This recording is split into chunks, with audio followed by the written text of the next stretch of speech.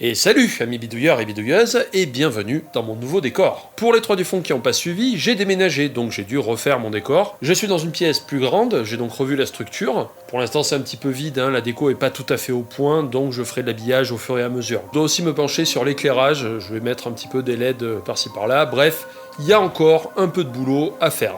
Mais voilà, ça ressemble déjà à quelque chose. Mais on n'est pas là pour parler du nouveau décor, on est là pour parler du format bullshit ou pas.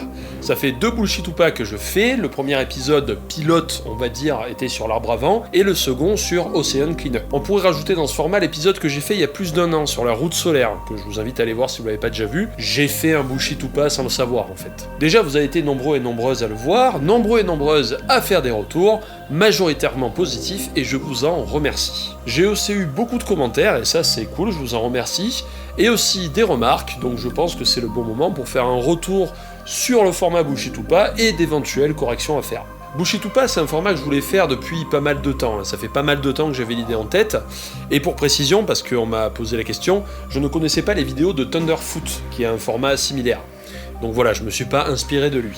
Pour ce format, je me suis fixé 2 objectifs. Le premier, c'est de faire un focus sur une ou plusieurs solutions technologiques et de piquer avec un bâton le concept, les chiffres, etc. pour voir si tout ça tient la route. Bon, ça je pense que vous avez compris. Le second objectif est plus subtil, c'est de voir ce qu'on raconte à propos de cette solution technologique. C'est-à-dire comment les médias, les réseaux sociaux, les rumeurs s'emparent du concept. Par exemple, pour le système d'Ocean Cleanup, on raconte qu'on a une solution clé en main, alors qu'en fait on en est au stade expérimental. On imagine qu'on va nettoyer les océans alors qu'on pourrait réduire les déchets de 50% en 5 ans dans l'océan Pacifique Nord pour les estimations les plus enthousiastes. C'est ce genre de choses qui est raconté ou qui est sous-entendu quand on fait des recherches sur le sujet sur internet, voilà, on tape Ocean Cleanup et on voit ce qui tombe. On n'est pas vraiment dans du fake, de la fausse info, ou dans de l'argument complètement fallacieux, et je trouve que c'est intéressant d'explorer cette zone trouble où un projet concret, qui a ses limites, ses idées, ses avantages, ses inconvénients, devient, au travers du prisme de la communication et des articles,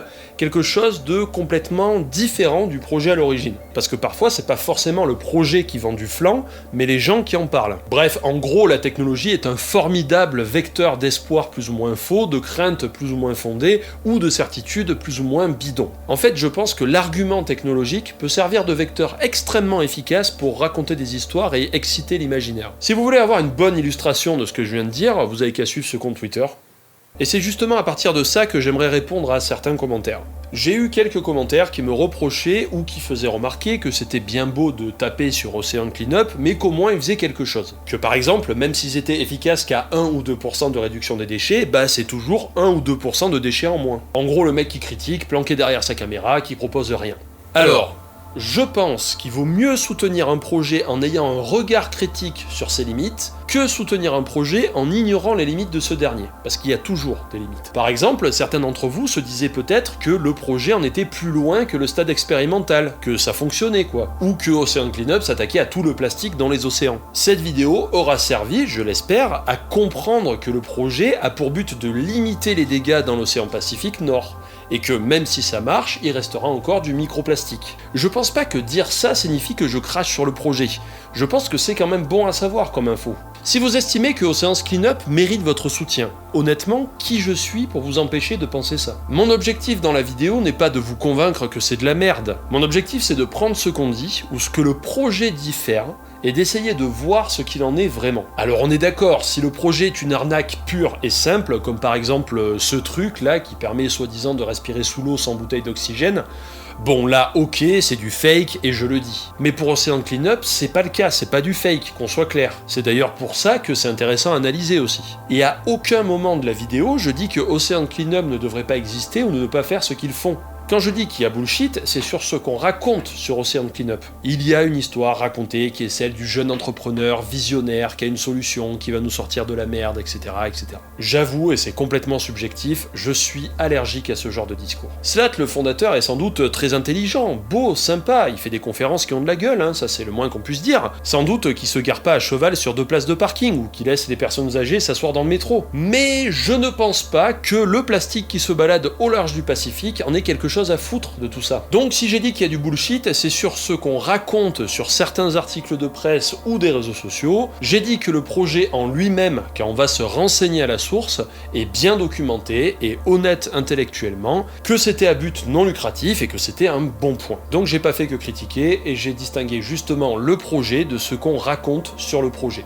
Je pense que j'ai été assez clair là-dessus. Mais et c'est là que je vais essayer d'apporter des correctifs pour les prochains épisodes, c'est que justement à la lecture de ces critiques et de ces commentaires, je me suis dit que je n'explore pas assez la partie médiatique du projet, on va dire. Je définis pas assez cet aspect-là, et je pense que c'est de là qu'est venue la confusion pour certains. Je vais donc essayer de faire évoluer les vidéos pour que ça soit plus clair, pour que ça soit mieux dit, pour qu'il y ait moins de quiproquos à ce niveau-là. Ensuite, toujours dans l'optique de faire évoluer le format, j'essayerai, si je l'estime pertinent, de plus insister sur les bons points.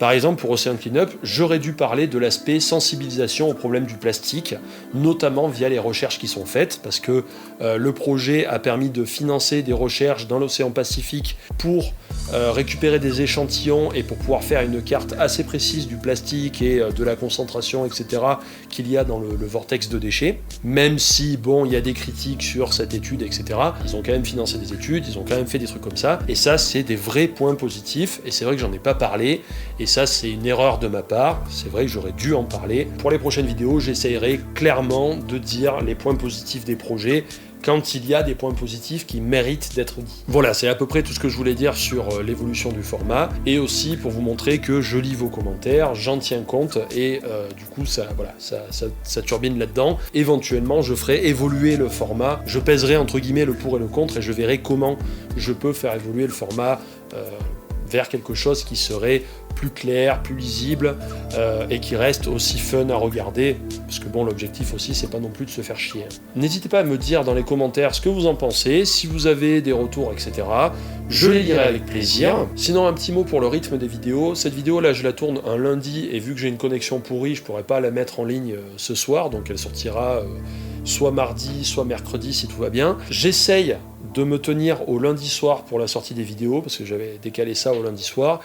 Et au niveau du rythme, je pense tourner à une vidéo toutes les 2 semaines, parce que bon, maintenant que je travaille, etc., c'est un peu plus compliqué, et éventuellement, une semaine sur 2, faire une petite vidéo où je réponds à vos commentaires, etc. Enfin, je verrai, pour l'instant, c'est pas encore calé. Je suis en train de remettre de reprendre un rythme, et de voir, de jauger un peu comment je peux reprendre le rythme sans me cramer complètement à travailler comme un fou, etc.